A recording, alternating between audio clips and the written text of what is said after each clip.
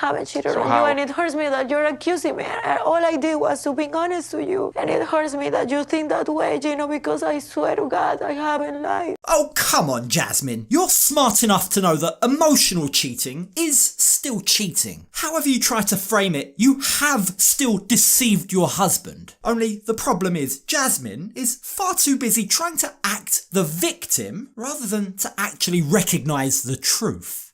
No. We got you, Mama. We got you. Okay. Oh, no. Jasmine has literally established a semi-romantic relationship, a relationship where she talks about having sex openly with this other guy, behind her husband's back, yet has the audacity to cry as if she's done nothing wrong, as if she's been completely faithful. Come on now. Sorry, like I'm not having it, and neither is Gino. Now, we left Gino as he was accusing Jasmine of cheating on him, telling her that he doesn't want to be with her anymore, and Jasmine was acting shocked and storming off, crying at the bar. Cheating isn't just going and having sex with someone else. Building an emotional connection with someone, that's very bad if you're doing it behind your spouse's back. Look, what Gino is trying to say is there is more than one way to cheat on someone. Cheating isn't just about the physical act, it's not just about having sex. From what Jasmine has described, she's created an emotional bond with another guy behind her husband's back, and she's discussed with him the possibility of sleeping with him, without, by the way, talking to her husband first. Like, let's not get it twisted, it's all well and good her exploring and trying to discuss ethical non-monogamy now, but that's a discussion she should have had with her husband before pitching the idea to Matt. Yeah, sorry, there's no one that's going to convince me otherwise. That is cheating. If you doubt that, and I have seen a few people saying that Jasmine hasn't cheated, but if you doubt that, just put yourself in Gino's shoes for a second. Would you like it if your partner was talking to another person about sleeping with them behind your back? The answer is hell no. Of course that's cheating. Now, after Julia heard what happened between Gino and Jasmine, she decides to try and get involved. She's not cheating on you. That's all what I want to tell. She's not cheating on you. She loves you from all her heart. Now, here's the thing, just so that I make my position very clear. I actually believe that Jasmine loves Gino. I don't doubt that for a second, and I also believe that the way Gino has acted has almost forced Jasmine's hand to look outside the marriage to get intimacy. But, and here's the thing, there's an order in which to do things. Jasmine should have discussed this first with Gino and then Matt, and only with Matt if Gino approved. She's gone about it completely the wrong way round. So now she has to face the consequences. And as we know, she's not very good at that. No. We got you, Mama. We got you. Okay. Oh, no. Now, as everyone heads home after what can only be described as a tragic night out, the boys are in one car and the girls are in another. And in the boys' car, Gino fills them in on the conversation he just had with Jasmine. And get this, as Gino is there sharing his pain, basically saying that the marriage is over, look at his quote-unquote friends, Rob and Josh. They're in the back seat laughing. They can't contain themselves. Like, sorry, Gino, but these guys aren't your friends. Look at this handsome man over here. And look at this beautiful woman. Hey, Josh. Huh? Where will we sit? But, speaking of friends, over in the other car, it's very apparent that Jasmine's friends aren't being real with her about her behaviour either. But he's not even having sex with you. Exactly. I don't understand. I don't understand, Gino. I don't. This guy, Matt, didn't come out of the blue. She might be cheating. Natalie isn't brave enough to say that to Jasmine's face, but what surprised me was Sophie's reaction. Think about it, there's a lot of similarities between Gino's behaviour and Sophie's. Both have weaponised sex against their partners. Both are withholding intimacy until they can, in their own ways, get their partners to change. So Sophie's stance here, the way that Sophie backs Jasmine, makes me question how she'd act if the shoe was on the other foot. Can you just imagine? Can you imagine her reaction if Rob came out and said he wants an open marriage? I don't exactly see her being too happy about that, do you? So the question then is, why is she encouraging Jasmine? Now, if you thought things were messy now, oh boy, just you wait. Because things get even worse when Julia admits to the boys that she's actually met Matt on a video call. Here, like, have a little dark hair. Here, like, have a big muscle. He looks like It's very suspicious to me that she's introducing Matt to her friends. That just shows that she has some kind of emotional connection with him. That really worries me.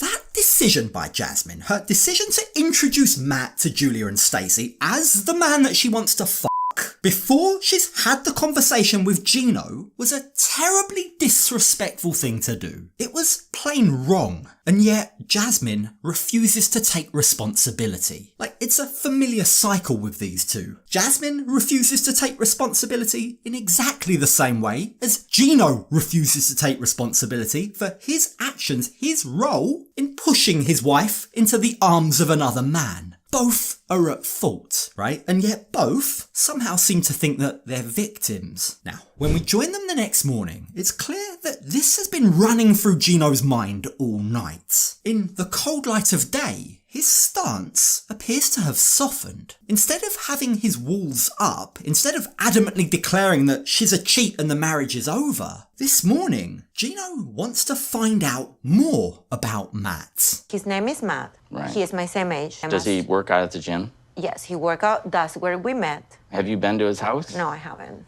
You haven't been to his No, house? I haven't. Jasmine claims she's never been to Matt's house, so if she's to be believed, and sorry but I have a tough time believing her, but if she's to be believed, then that's not where she's been staying for days at a time after she and Gino fight. She claims she only ever hangs out with Matt at the gym or at the cafe directly opposite the gym. But sorry for my skepticism, but I just don't believe you've gone to all that level of information, you've built that level of an emotional and clearly a physical bond, a bond that sees you crying over the phone to him while getting a workout in or having a post-workout smoothie. And I think Gino is also having a very tough time buying it because he also wants more. He needs more information. So he asks his wife a bit of a silly question really. He asks her, "Are you attracted to Matt?" And just listen to Jasmine. She can't give him a straight answer. He's good looking. Am I attracted to him? But I see him as a friend. I'm not in love. I love you, baby. Jesus, I hope you're not in love. No, I'm not in love. I've trusted you. Jasmine's contradicting herself. She thinks that Matt's good looking. He's obviously attractive enough for her to want to sleep with him.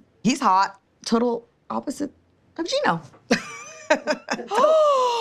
And yet, for some reason, she's pretending to question whether or not she's attracted to him. It's laughable. But Jasmine wants Gino to understand that he's the man that she loves. He's apparently the man that she wants. This, she tells him, is just a solution to our problems. I'm just trying to fix our marriage. I haven't cheated So on how- you, and it hurts me that you're accusing me. And all I did was to be honest to you. And it hurts me that you think that way, Gino, because I swear to God, I haven't lied. It's not fair for Jasmine to get emotional over this. It's not. And for Gino to help her see his perspective, he tries to flip the script. He asks her, "Would you be okay if I slept with another woman?" Jasmine's response to that? Well, that, she says, is why we need to have this conversation. We need to set boundaries and rules for one another. I want this non-monogamy to be ethical, she says. I want it to be beneficial for us both. We are the bond. We are the nucleus. And I hate to talk of people about that, but they are an accessory. They come and go. It's always going You to be don't think us. you were going to build a bond with someone you're having sex with? Yeah, good question, Gino. He's right. Jasmine's an insanely jealous person. How is she gonna deal with him sleeping with other women? Let's not forget, this is the woman that wanted to track his every movement. Because she wants to know where I'm at all times. She got jealous when he spoke to a waitress at a restaurant. She flipped out when she found lip gloss, heaven forbid, in his car. Non-monogamy isn't for everyone. So how are they gonna handle it if one of them grows feelings or has a kid?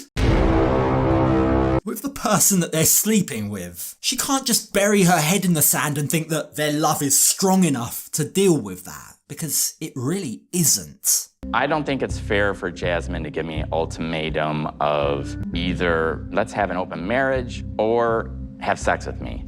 Yeah, who'd have thought it? Ultimatums do suck, don't they, Gino? Funny you should only realise that now, after all the ultimatums you've been giving her for the past year. Now, with all this being said, the pair do make it to group therapy later on that day. And it's during therapy that they're asked to do a trust exercise. They each need to write down on a piece of paper the one thing that they can always trust in their partner. And it's here that Gino proves that he's been listening. I trust that Jasmine loves me. I also can trust that Jasmine will brighten a room when she walks into it. Oh, I love that. Jasmine has said over and over again that she loves Gino, so it is big of him here to validate her even though he feels like he's been cheated on. The fact that he can see past that and recognise Jasmine's love is a sign that they may be able to get past this. Now, following on from this, the next part of this exercise is to find a problem in their relationship and then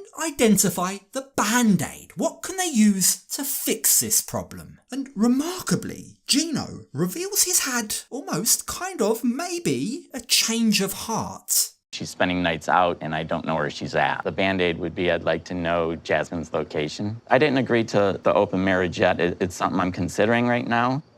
Gino has gone from no way I want to end this marriage to now being something he's considering. That's quite the 180. Now, Gino reveals that he's not happy that he's been given an ultimatum, but that he also doesn't want to lose Jasmine. I mean, it's awkward hearing him say that, isn't it? Knowing what we know in real time, knowing that she's left Gino to be with Matt and have a kid with him. You've got to say that hope that letting her sleep with another man so that he doesn't lose her is going to be a decision that backfires. But going back to the episode, at that moment in time, Gino felt like it's Jasmine's location that he thinks he needs. If she was to share location services, would it be more likely that you would be in this open relationship if she was to give you that?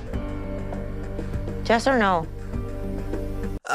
Sorry, but I don't think knowing where and when Jasmine nips out to have sex with another guy is gonna help this marriage. But okay, yeah, right, sure, getting her to share her location is somehow gonna work. Like, we all know, from this moment on, it's a slippery slope. These two are doomed. But I can't help but feel it's sad to see both of them compromise on their values in what seems to be a desperate, pathetic last effort to try and stay together.